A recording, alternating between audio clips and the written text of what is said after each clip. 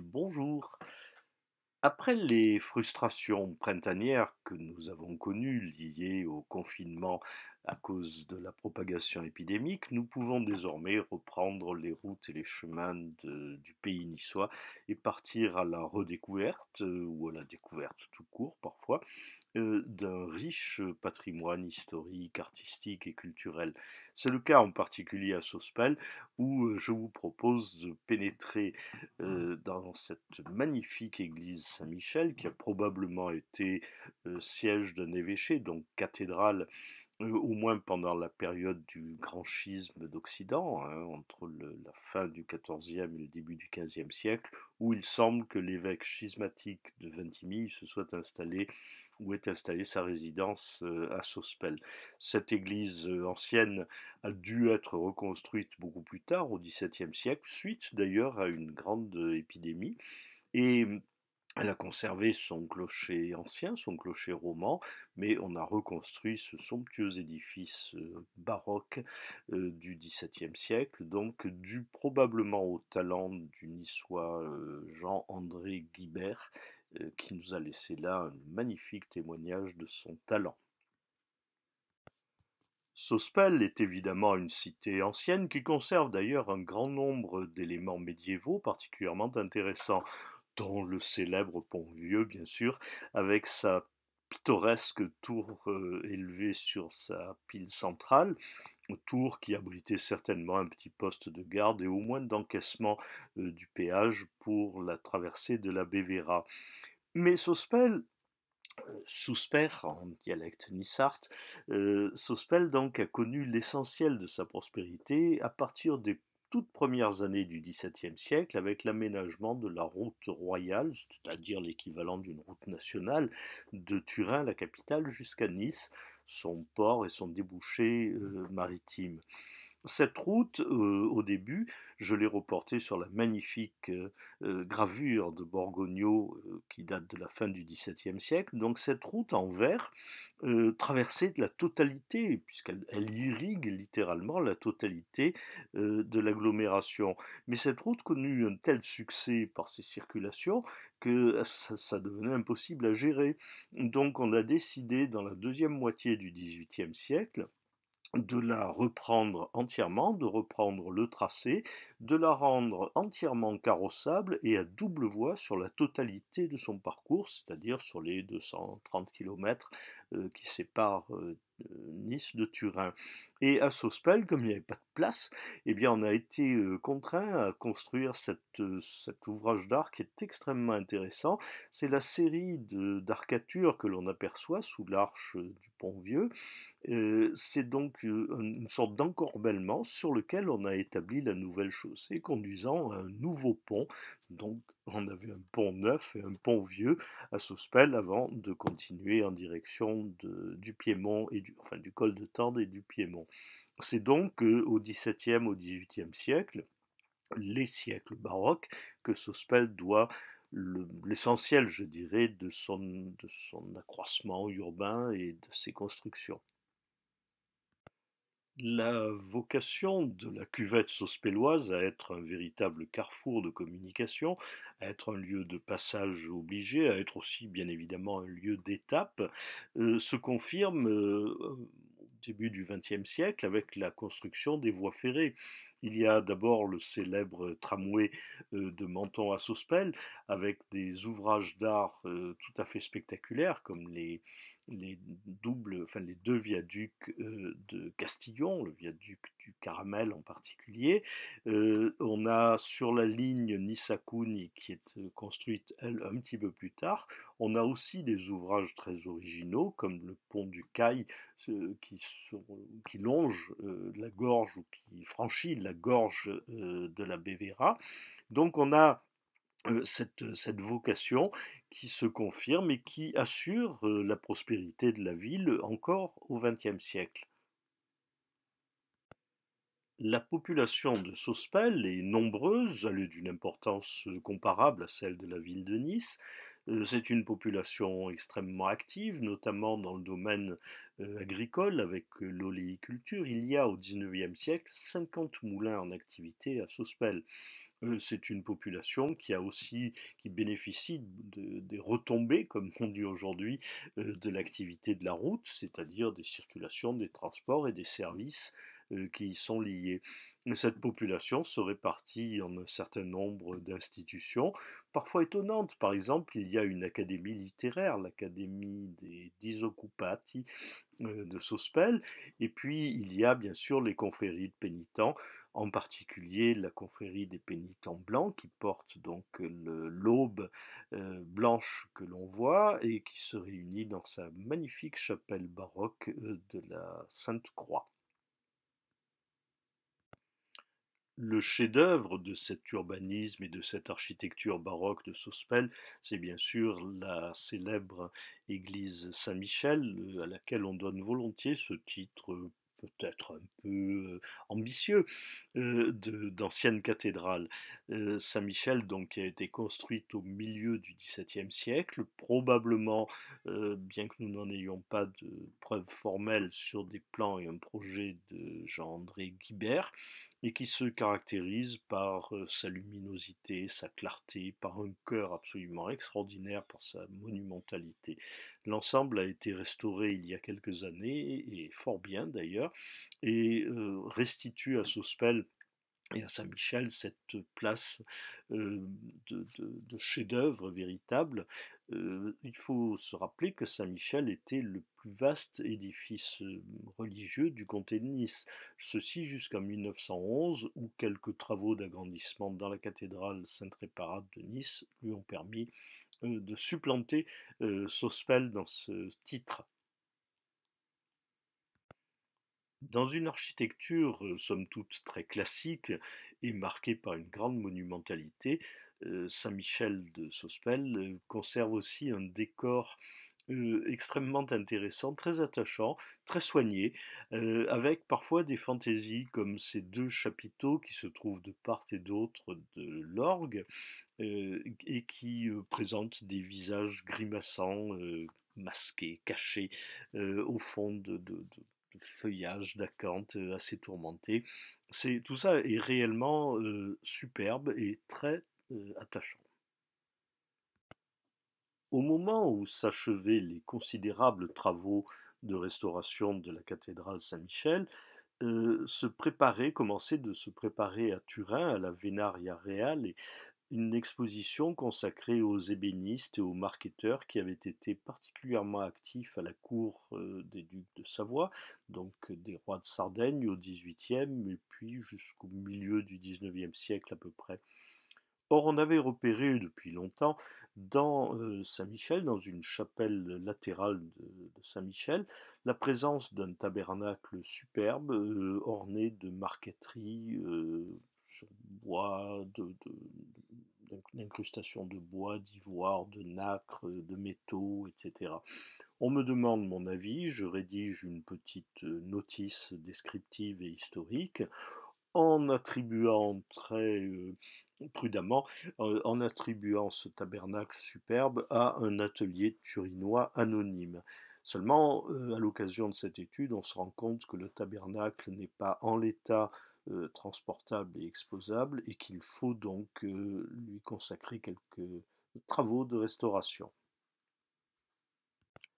Les autorités communales sospelloises se mobilisent donc en faveur de la restauration de ce tabernacle et constituent un dossier suffisamment riche, suffisamment précis, suffisamment documenté pour retenir l'attention de la revue Le Pèlerin, pardon, qui lui décerne son grand prix annuel du patrimoine, et de retenir aussi l'attention de la Fondation du patrimoine qui lance une souscription public donc destiné à recueillir des fonds pour contribuer à ce chantier qui débute donc par la dépose du meuble. À la fin de l'année 2018, on dépose le meuble et on va le transporter dans un atelier de restauration du côté d'Avignon.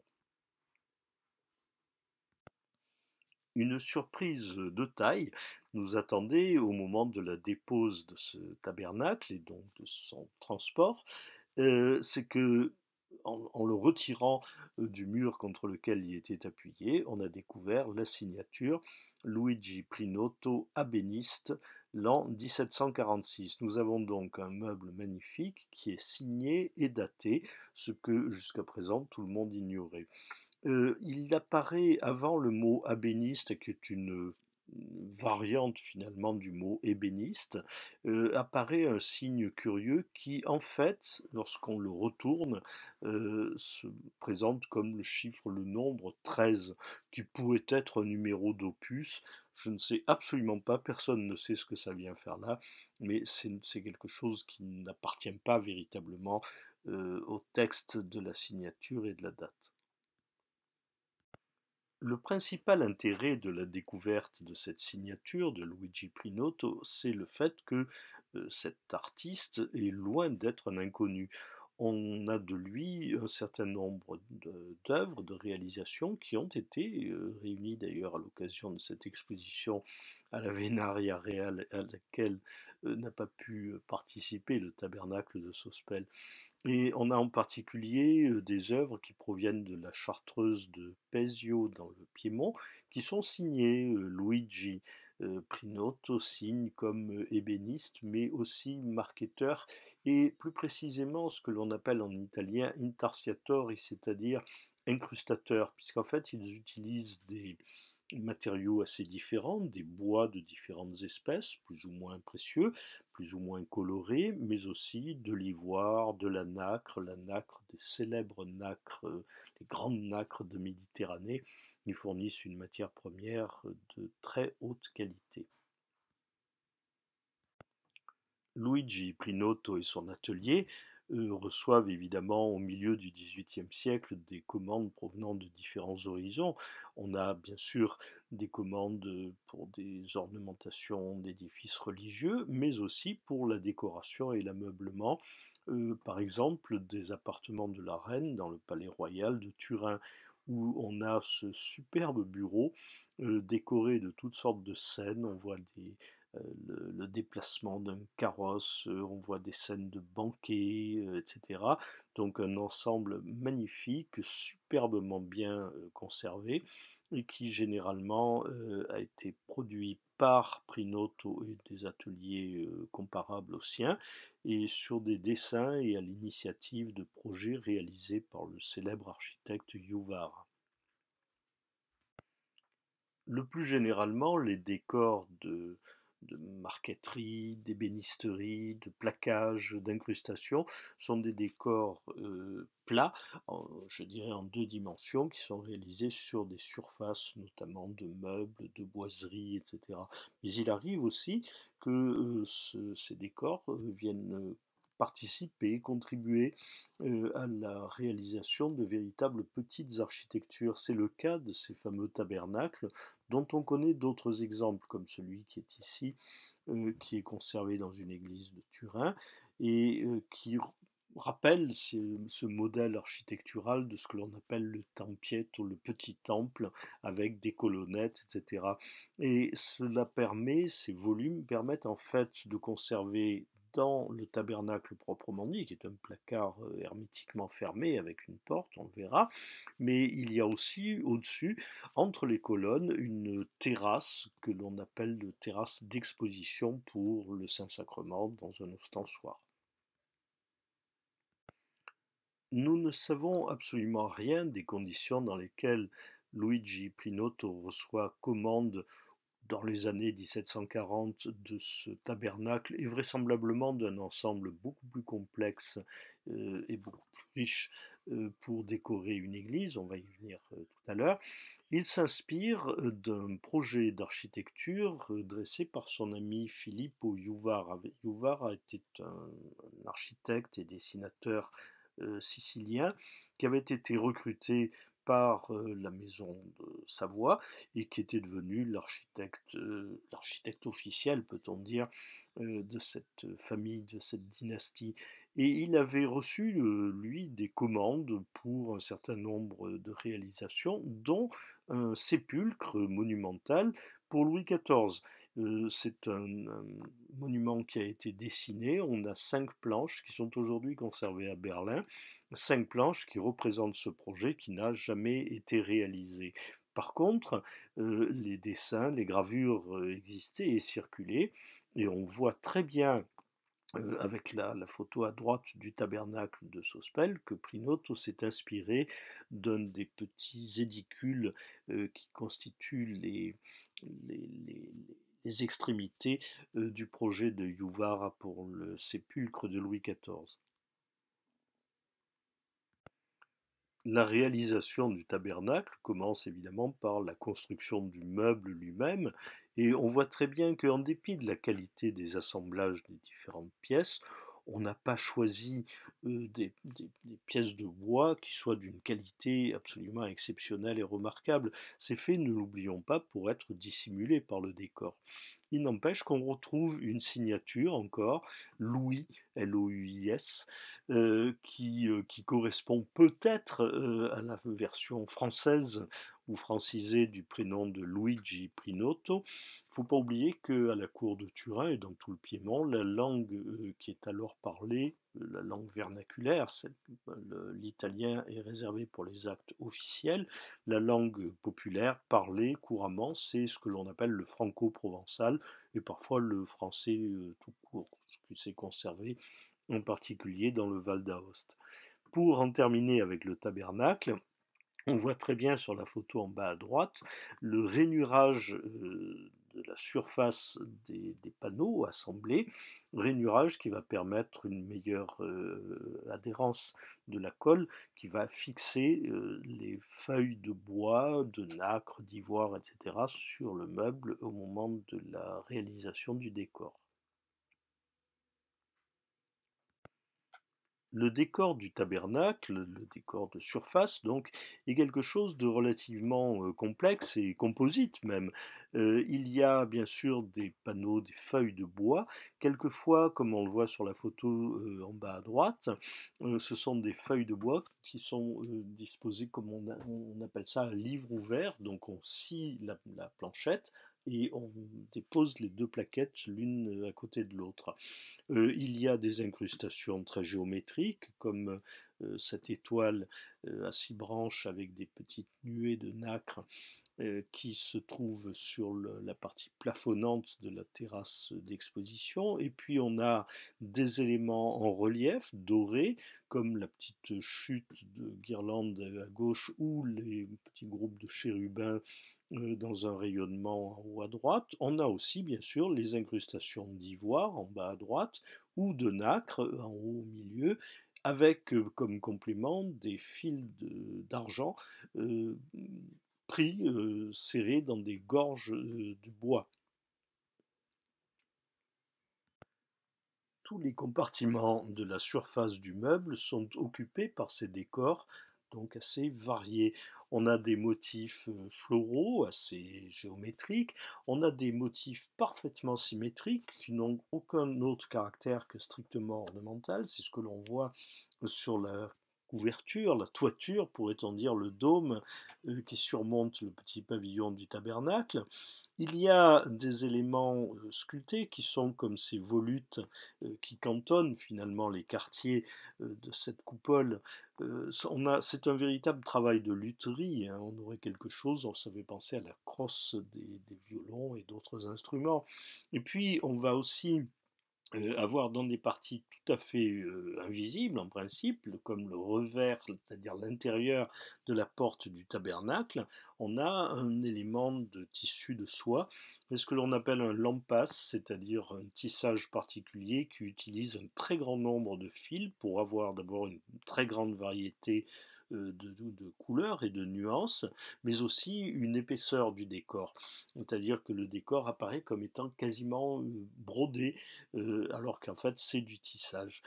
C'est un très joli travail. Généralement c'était des robes ou des manteaux de mariée qui étaient offertes aux religieux et que l'on récupérait pour composer des ornements sacerdotaux ou des décors comme ici en l'occurrence. De part et d'autre de la terrasse d'exposition du Saint-Sacrement, du tabernacle donc de Sospel, deux panneaux décorés nous renseignent et documentent la provenance plus que vraisemblable, quasiment certaine, de ce tabernacle. Il y avait à Sospel un couvent de capucins, c'est-à-dire une variante, si j'ose dire, des franciscains, de l'ordre franciscain. C'est pourquoi on trouve Saint François d'Assise à gauche recevant les stigmates, hein, c'est-à-dire donc les cicatrices, les marques des plaies du Christ en croix, et en dessous on a deux angelots qui jouent avec ce que l'on appelle la discipline, qui est une sorte de fouet avec laquelle on se flagellait. Et puis on a à droite la représentation de Saint Maurice. Saint Maurice est le saint tutélaire, c'est un saint guerrier. C'est le saint tutélaire de la maison de Savoie, c'était le chef de la légion thébaine, donc des chrétiens qui avaient été martyrisés parce qu'ils refusaient de combattre contre d'autres chrétiens. Et Saint Maurice devient, par la présence d'un certain nombre de reliques après son martyre, il devient donc l'emblème, le saint emblématique de la maison de Savoie. Et c'est pourquoi le couvent des Capucins de Sospel reçoit le nom de couvent de Saint-Maurice, et c'est pourquoi Saint-Maurice apparaît, lui, sur l'un des panneaux du tabernacle.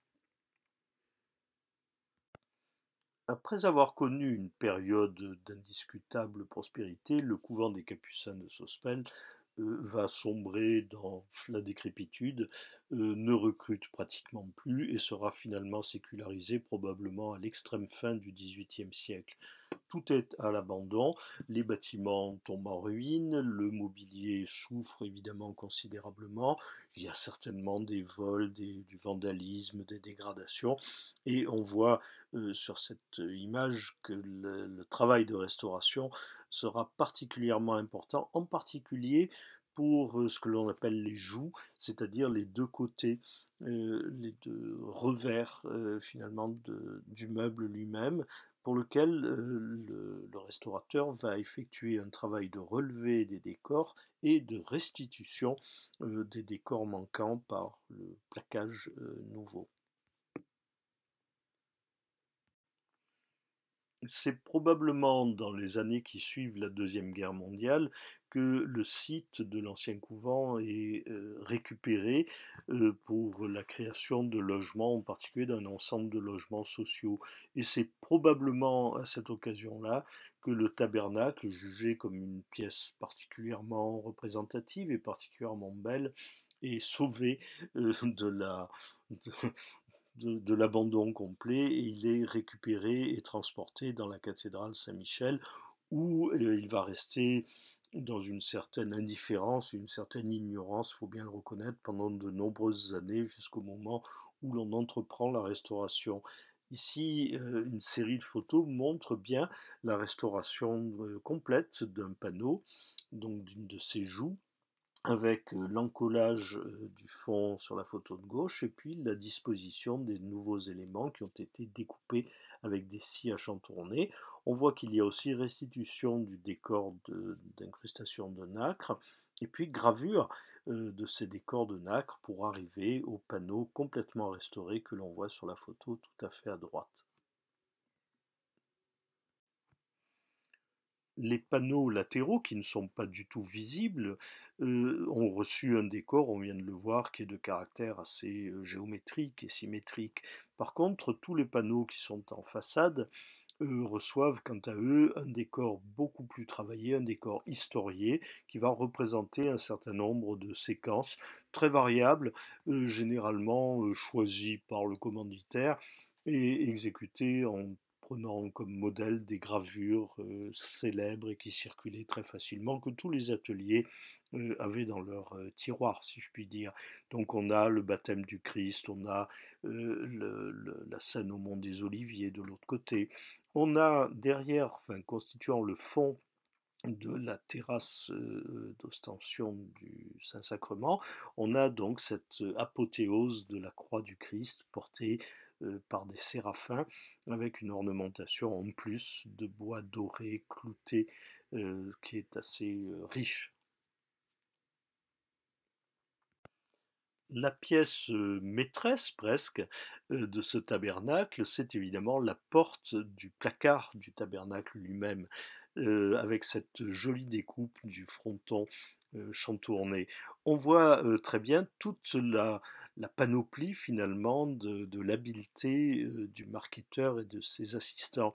Il y a le panneau de fond qui est constitué donc de pièces de bois disposées à livre ouvert, comme on l'a vu. Il y a les incrustations de nacre pour le petit groupe, les deux angelots qui sont en haut. Il y a des incrustations d'ivoire gravé en bas, et puis encore des décors symétriques, un peu avec des motifs floraux.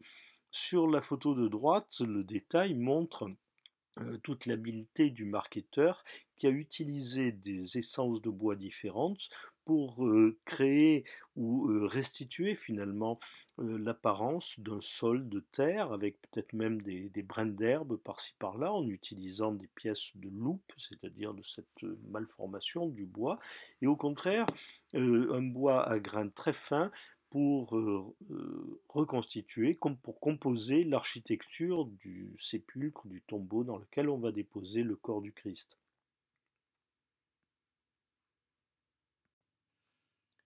Après une grande année de restauration, et cette restauration a été extrêmement délicate et multiple, on a même dû recomposer les colonnettes qui avaient été arrachées, qui manquaient, leurs chapiteaux, etc., et recomposer les décors, notamment sur les joues latérales. Donc Sospel a enfin retrouvé ce petit chef-d'œuvre, ce véritable joyau de son patrimoine.